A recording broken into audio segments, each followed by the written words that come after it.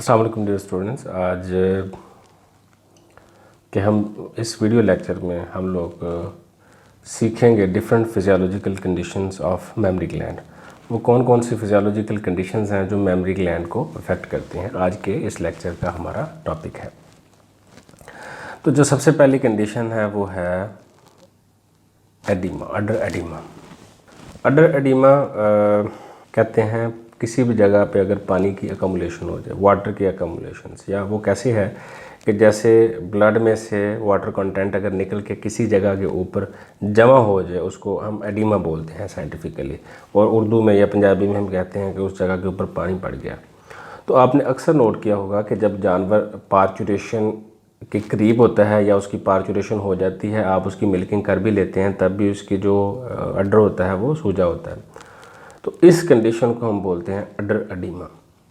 तो अडर एडिमा की वजह मैंने आपको बता दी कि क्या होता है कि जो फ्लूड होता है ड्यू टू एनी रीज़न अगर किसी टिश्यू में पेनिट्रेट कर जाए खून से निकल के, और एक्सेसिव अमाउंट में अगर वो किसी जगह के ऊपर पेनिट्रेट कर जाता है, तो इसको कंडीशन को हम बोलते हैं एडिमा। और अगर ये अडर के रिलेटेड होगा तो हम इसको अडर एडिमा कहते हैं। तो अडर एडिमा मैंने आपको बताया कि पार्चुरेशन के करीब या पार्चुरेशन के बाद होता है, कि जब बच्चा देने के फ़ौरन बाद आप देखते हैं तो उसका हवाना जानवर का सूजा होता है। इसके बहुत सारे फैक्टर्स होते हैं जिनमें आ जाता है एज ऑफ जो जानवर है कि जिसको ये अडर हुआ है। जैसे कि जो जानवर हीफर उनकी एज ज़्यादा होती है, उनमें अडर एडिमा के चांसेस जो होते हैं वो ज़्यादा होते हैं। बाकी जो फैक्टर्स इसको इफ़ेक्ट करते हैं वो जानवर की जेनेटिक्स को इफ़ेक्ट करते हैं, उसकी जो डाइट है उस पर डिपेंड करते हैं ये अडर एडिमा जो है, और जो है मैनेजमेंट वगैरह जितनी भी उस जानवर की आ जाती है, जानवर की हेल्थ आ जाती है। अगर जानवर मोटा होता है तो उसके चांसेस अडर एडिमा के ज़्यादा होते हैं। अगर उसकी हेल्थ ज़्यादा होती है, ओवर कंडीशन होता है, तो उसकी जो अडर एडिमा के जो चांसेस है वो ज़्यादा होते हैं। इसी तरह ही कि जब ये पार्चुरेशन के करीब उसकी एक्सरसाइज हो रही है नहीं हो रही, वो वॉकिंग कर रहा है नहीं कर रहा है, या एक ही जगह पे आप उसको स्टॉल फीड कर रहे हैं, उसको वॉक और जो इस तरह की चीज़ें हैं अगर डिस्टर्ब होती हैं, तो तब भी जो है अडर एडिमा के जो है ना चांसेस बढ़ जाते हैं। अच्छा, न्यूट्रिशनल अगर मैनेजमेंट की बात करें तो जब पार्चुरेशन के करीब अगर फीड में जो मिनरल कंटेंट ज़्यादा हो तो उस वजह से जो है ना इसके चांसेस बढ़ जाते हैं। तो जब हम इसकी फीड मैनेजमेंट की बात करते हैं एक प्रेग्नेंट एनिमल की, तो हम उसकी फीड में उसकी पार्चुरेशन के करीब जाके जो मिनरल का कंटेंट है वो ड्रॉप करवा देते हैं। जैसा कि कैल्शियम डेफिशिएंसी में भी आपको मैंने पढ़ाया था कि कैल्शियम हम कुछ देर के लिए रोकते हैं, बाकी जो मिनरल्स हैं वो भी हम उसकी क्वांटिटी कम करते हैं या उसको स्टॉप कर देते हैं कुछ अरसा के लिए बिफोर पार्चुरेशन, ताकि अडर एडिमा से बचा जा सके। अडर एडिमा बेसिकली पेनफुल नहीं होता, लेकिन अगर इतना ज़्यादा हो जाए कि जो उसका अडर को जो अपरेटस सपोर्ट करके रखता है बॉडी के साथ, उसके ऊपर प्रेशर आना शुरू हो जाए, तो फिर इसकी जो ट्रीटमेंट है वो नेसेसरी हो जाती है।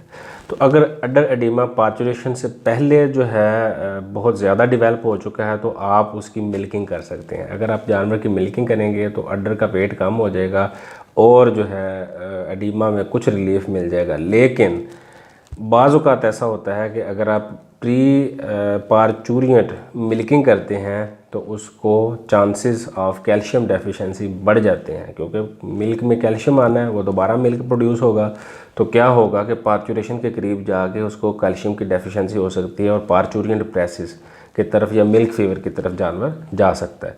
तो इस चीज़ की आप केयर करेंगे मिल्किंग के दौरान, कि आप उसी वक्त मिल्किंग करेंगे कि जब उसकी अशद ज़रूरत हो, और दूसरे नंबर पे आप उसको कंप्लीट मिल्किंग नहीं करेंगे, उसकी हाफ़ मिल्किंग करेंगे, उतना ही मिल्क करेंगे कि जितना उसको सिर्फ रिलीव मिल जाए, बाकी जो है हम उसको कंप्लीट उसकी जो है मिल्किंग नहीं करेंगे।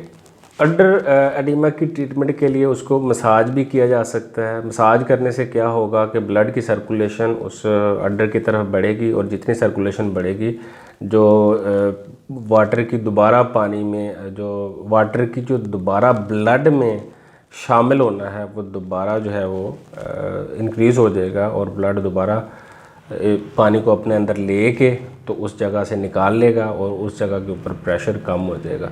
सो जब आप उसको मसाज करते हैं तो वहाँ पे ब्लड सर्कुलेशन इंक्रीज़ होती है। तो ब्लड सर्कुलेशन आप मसाज के साथ इंक्रीज़ कर सकते हैं या उसको आप गर्म पानी की टकोर से कर सकते हैं कि गर्म पानी लें, उसको नीम गर्म करके उसके हवाने के ऊपर अगर उसको फेंकते हैं या उसको वॉश करते हैं हवाने को, तो उसकी वजह से भी उसकी टेम्परेचर इंक्रीज़ होता है और ब्लड की सर्कुलेशन बढ़ती है और वहाँ से जो पानी अकमुलेट हुआ पड़ा है ब्लड उसको अपटेक करके ले जाएगा। ऐसी मेडिसिन्स के जो पेशाब आवर होती हैं, डायूरेटिक्स हम उनको बोलते हैं, ऐसी मेडिसिन्स के जिसकी वजह से जानवर की यूरिन आउटपुट इंक्रीज़ होती है, वो भी हेल्पफुल होते हैं इस बीमारी की ट्रीटमेंट के लिए। तो ये अड्रेडिमा के बारे में थोड़ा सा इन्फॉर्मेशन थी। अब हम एक और कंडीशन की तरफ चलते हैं कि जिसको हम कहते हैं precocious memory development. Precocious means के वक्त से पहले मेमोरी डेवलपमेंट, कि जानवर अभी प्रेग्नेंट भी नहीं हुआ और उसके मेमोरी डेवलपमेंट हो गए और उसने दूध देना स्टार्ट कर दिया। तो बेसिकली इसकी दो बुनियादी तौर पर रीज़न होती हैं। जब जानवर छोटा होता है तो उसके जो बाकी हर्ड्स मेट होते हैं या उसके साथ जो दूसरे बच्चे रह रहे होते हैं वो क्या करते हैं कि उसके मेमोरी ग्लैंड को सकिंग स्टार्ट कर देते हैं, क्योंकि ये इंस्टिंक्ट होती है जानवर की। जब उसको स्टॉल फीडिंग आप कर रहे हैं तो जब आपने उसको रखा हुआ है जानवरों को एक कमर्शियल फार्म के ऊपर, तो जब आप जानवरों को सकलिंग नहीं करवा रहे लेकिन बेसिक इंस्टिंक्ट है इनके कि इन्होंने सकलिंग करनी है, तो क्या करेंगे कि ये एक दूसरे के जो थान होंगे उनको सकल करना शुरू कर देंगे, उनको सक करना शुरू कर देंगे। उसके नतीजे में क्या होगा कि उनकी जो डेवलपमेंट होगी, ऑक्सीटोसिन का रिलीज़ होगा, एस्ट्रोजन का रिलीज़ होगा और वहाँ पे जो है मिल्क प्रोडक्शन जो है वो स्टार्ट हो जाएगी।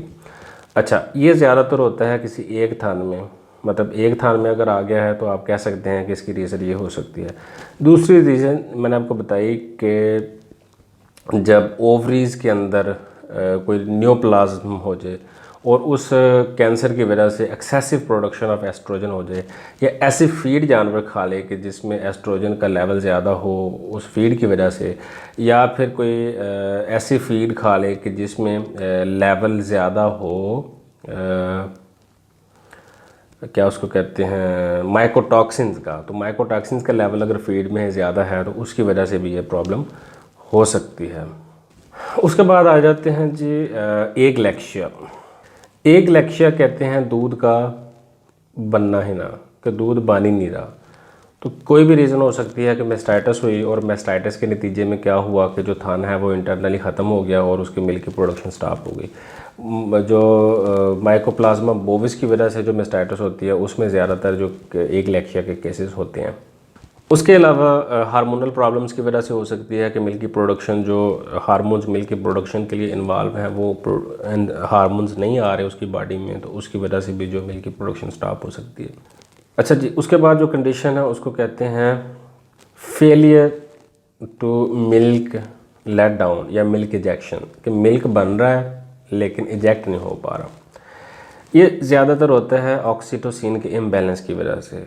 जो ऑक्सीटोसिन का इम्बैलेंस किसी भी वजह से हो सकता है, जैसे कि डर की वजह से। बाज़ औक़ात आपने देखा होगा कि जानवर जो है वो दूध नहीं देता तो फार्मर उसको मारना शुरू कर देता है। तो जो डर है उसकी वजह से ऑक्सीटोसिन जो सेक्रीट होना है वो भी सेक्रीट नहीं होता, तो जो मिल्क का लेट डाउन है वो और कम हो जाता है।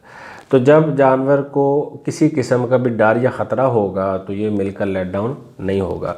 तो ये होता है कि जैसे आपने कमर्शियली जो है जानवरों को रखा हुआ है और आप उसको मिल्किंग मशीन के ऊपर ले जाते हैं, पहली हीफर है लेकिन उसको पता ही नहीं कि मिल्किंग मशीन क्या चीज़ है, और वो उसके प्रेशर में आ जाती है, डर में आ जाती है, मिल्क का लेट डाउन नहीं होता।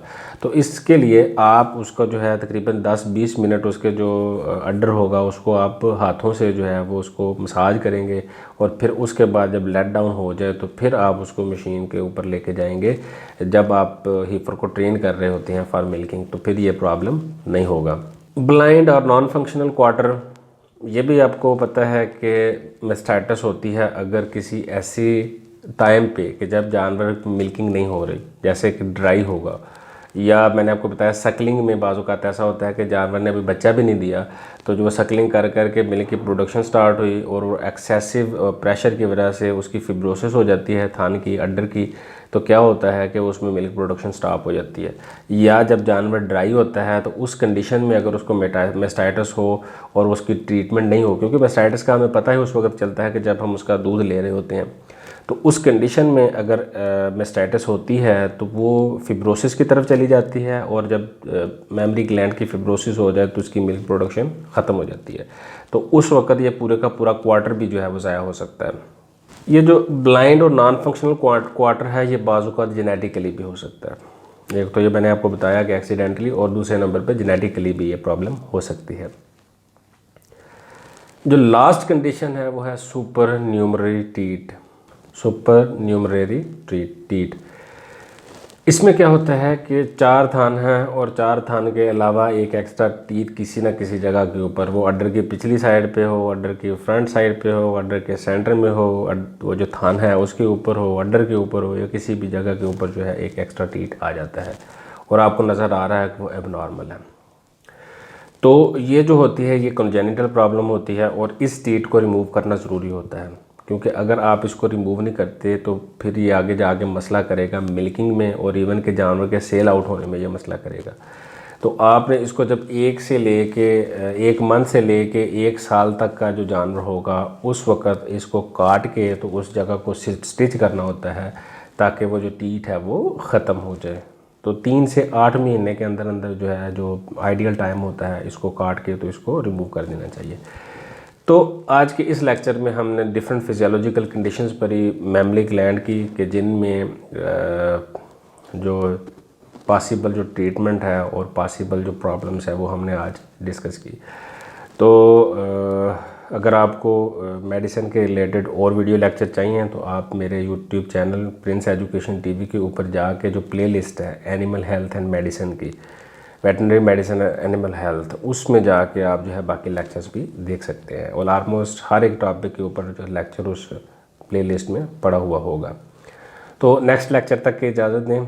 खुदा हाफिज़।